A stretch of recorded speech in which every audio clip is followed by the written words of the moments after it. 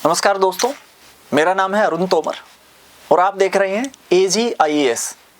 आज इस वीडियो के जरिए हम ये समझेंगे कि कॉन्स्टिट्यूशन होता क्या है, कॉन्स्टिट्यूशन का मीनिंग, उसके टाइप्स क्या क्या होते हैं और उन पे बेस्ड किस तरह के क्वेश्चन एग्जाम में पूछे जा सकते हैं।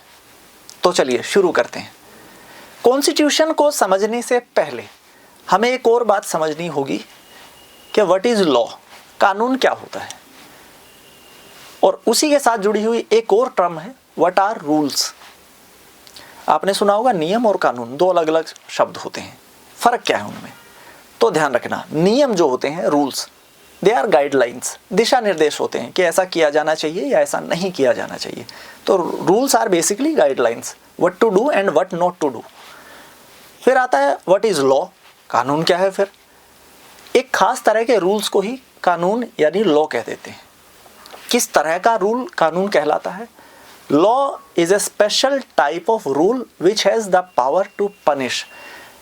ऐसा नियम जिसमें दंड देने की शक्ति हो वो कानून कहलाता है। तो अब कुल मिला के रूल दो तरीके के हो सकते हैं, एक तो ऐसे जिनमें दंड देने की शक्ति हो और दूसरे ऐसे जिनमें दंड देने की शक्ति ना हो। तो वो वाले नियम जिनमें दंड देने की शक्ति हो, द पावर टू पनिश करने की शक्ति हो, वो कहलाते हैं लॉ। आई होप इतनी बात क्लियर है। अब आते हैं what is the constitution. Constitution is the fundamental law, supreme law of a country. कोई भी देश, कोई भी राज्य जिस कानून के आधार पे, जिस लॉ के आधार पे चलता है, वो उसका फंडामेंटल लॉ है और उससे ऊपर कोई कानून नहीं होता, या कह लो वो उसका सुप्रीम लॉ है। हमें आमतौर पे लगता है फंडामेंटल का मतलब होता है निचले स्तर का। फंडामेंटल के डिफरेंट मीनिंग्स हो सकते हैं। एक तो वो जो बेस बनता है, या दूसरा हम कह सकते हैं जो सबसे ऊपर है। तो फंडामेंटल लॉ या सुप्रीम लॉ को ही क्या कहा जाता है? कॉन्स्टिट्यूशन कहा जाता है। एक डेफिनेशन तो ये है। हिंदी में आप समझना चाहें तो और बढ़िया तरीके से समझ सकते हैं। हमने कहा संविधान, विधान का अर्थ होता है कानून, संघ का मतलब होता है सर्वोपरि, सबसे ऊपर वाला, सबसे पावरफुल। तो सबसे पावरफुल जो लॉ है, कानून है, वो कहलाता है संविधान। ये घिसी पिटी किताबी भाषा हो गई। अब मैं आपको दो डेफिनेशन और बताता हूँ जो लेटेस्ट है। एक ओरिजिनल है जो मेरी क्रिएशन है, एक बहुत बढ़िया किताब आई थी इंडियन कॉन्स्टिट्यूशन पे, गौतम भाटिया दिल्ली हाई कोर्ट के लॉयर हैं, उनकी बुक में थी। अ constitution is a power map.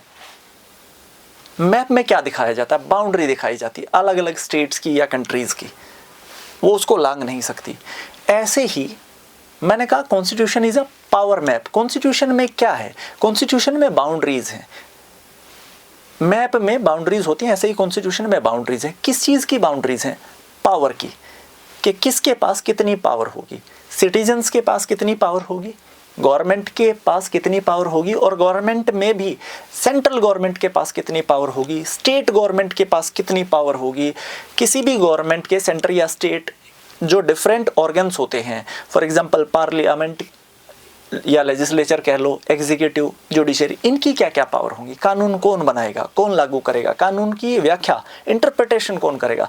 जहाँ ये सारी पावर्स डिवाइड की हुई हैं, इनकी बाउंड्री दिखाई गई है, उस डॉक्यूमेंट को दोस्तों कहा जाता है constitution. It simply means it is a power map. तीसरी and my favourite one, a constitution is a tool to establish the Ram Rajya. एक टूल होता है कॉन्स्टिट्यूशन जिसका उद्देश्य है, जिसका पर्पज होता है राम राज्य स्थापित करना। अब दिमाग में क्वेश्चन आता है, राम राज्य मतलब? घबराइए मत, मैं धार्मिक रिलीजियस सेंस में बात नहीं कर रहा हूँ। राम का अर्थ क्या है? Ram means justice. तो राम राज्य का अर्थ क्या है?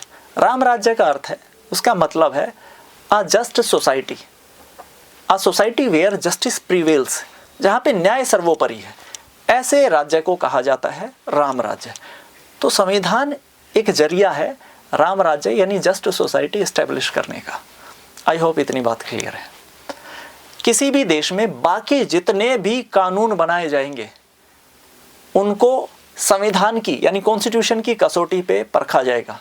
अगर वो संविधान के हिसाब से बने हैं तो सही माने जाएंगे, अगर वो संविधान के विरुद्ध जाके बनाए गए हैं तो गलत माने जाएंगे। ये तय करना जुडिशरी का काम होता है बेसिकली। नाउ अब हमें समझना है कि कॉन्स्टिट्यूशन के टाइप्स कितने होते हैं। अब कैटेगराइजेशन यानी वर्गीकरण करने के अलग अलग आधार हो सकते हैं। जैसे अगर मैं आपसे कहूं what are the types of humans, तो कुछ लोग हैं सीधा बताना शुरू कर देते हैं, पर इससे पहले हमें एक क्रॉस क्वेश्चन करना होता है कि किस बेसिस पे पूछ रहे हैं आप।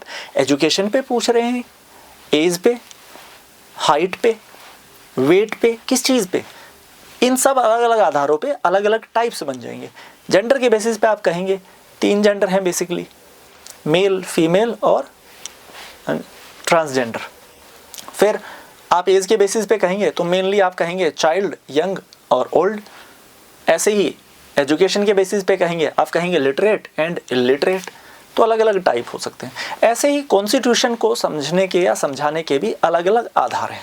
अगर मैं ये कहूँ कि कॉन्स्टिट्यूशन में बदलाव करना, चेंज यानी अमेंडमेंट करना, ये आसान है या मुश्किल है, इसको एक सिंपल वे से चेंज किया जा सकता है या इसके लिए कोई स्पेशल मेथड लगता है, तो इसके आधार पर कॉन्स्टिट्यूशन यानी संविधान को 2 टाइप्स में बांटा गया है। एक को हम कहते हैं फ्लेक्सिबल कॉन्स्टिट्यूशन और दूसरे को हम कहते हैं रिजिड कॉन्स्टिट्यूशन। फ्लेक्सिबल कॉन्स्टिट्यूशन को लचीला संविधान हिंदी में कहते हैं हम, उसको बदलना काफ़ी आसान है। जैसे किसी आम कानून को बदला जाता है, ऐसे ही संविधान को भी हम बदल सकते हैं, उसमें चेंजेस कर सकते हैं। रिजिड का मतलब है कठोर, नाम से ही पता चल रहा है जिस संविधान को बदलना, उसमें बदलाव करना बहुत मुश्किल हो, उसके लिए खास तरह की प्रक्रिया की जरूरत पड़ती हो, तो उसको हम कह देते हैं रिजिड कॉन्स्टिट्यूशन यानी कठोर संविधान। आई होप इतनी बात क्लियर है। फिर बारी आती है रिटन एंड अनरिटन कॉन्स्टिट्यूशंस की। ध्यान रखना, दुनिया का कोई भी कॉन्स्टिट्यूशन ना तो पूरी तरह रिटन यानी लिखित होता है और ना पूरी तरह अनरिटन यानी अलिखित होता है। कुछ पार्ट रिटन होता है और कुछ पार्ट अनरिटन होता है। फिर ये तय कैसे किया जाता है कि कोई कॉन्स्टिट्यूशन रिटन कहलाएगा या अनरिटन कहलाएगा? तो ध्यान रखिएगा, इसके लिए हमें एक बात का ध्यान रखना है। अगर किसी कॉन्स्टिट्यूशन को बनाने के लिए कॉन्स्टिट्यूएंट असेंबली को बनाया गया था, उसको ऑर्गेनाइज किया गया था, संविधान सभा को बेसिकली, तो वो कॉन्स्टिट्यूशन जिसको संविधान सभा बनाती है एक लिमिटेड टाइम फ्रेम में, वो कहलाता है written constitution. For example US constitution, Indian constitution, they are written constitutions. और ऐसा संविधान, ऐसा कॉन्स्टिट्यूशन जिसके लिए कभी भी कॉन्स्टिट्यूएंट असेंबली, संविधान सभा नहीं बुलाई गई, वो समय के साथ धीरे धीरे ट्रेडिशन के साथ बढ़ता गया, उसमें चीज़ें जुड़ती गई, वो कहलाता है अनरिटन कॉन्स्टिट्यूशन। इसका सबसे बढ़िया उदाहरण आपको मिलता है यूके का कॉन्स्टिट्यूशन, ब्रिटेन यानी इंग्लैंड का कॉन्स्टिट्यूशन। आई होप इतनी बात क्लियर है। अच्छा, रिटन और अनरिटन कॉन्स्टिट्यूशन को एक अलग तरीके से भी हम कह सकते हैं। इसको रिटन को कहा जाता है कोडिफाइड कॉन्स्टिट्यूशन और अनरिटन कॉन्स्टिट्यूशन को कहा जाता है अनकोडिफाइड कॉन्स्टिट्यूशन। तो यहाँ तक हमने समझा कॉन्स्टिट्यूशन क्या होता है, क्या अलग अलग डेफिनेशंस होती हैं, और उससे पहले हम समझ चुके थे लॉ और रूल में क्या डिफरेंस है। फिर हमने समझा कॉन्स्टिट्यूशन के टाइप क्या होते हैं, उसे चेंज कैसे किया जाता है। ठीक है, नाउ इंडियन कॉन्स्टिट्यूशन आप कमेंट करके मुझे ये बताएंगे वो रिजिड है या फ्लेक्सिबल है। ठीक है, चलिए फिर मिलते हैं अगली वीडियो में किसी और टॉपिक के साथ। Thank you.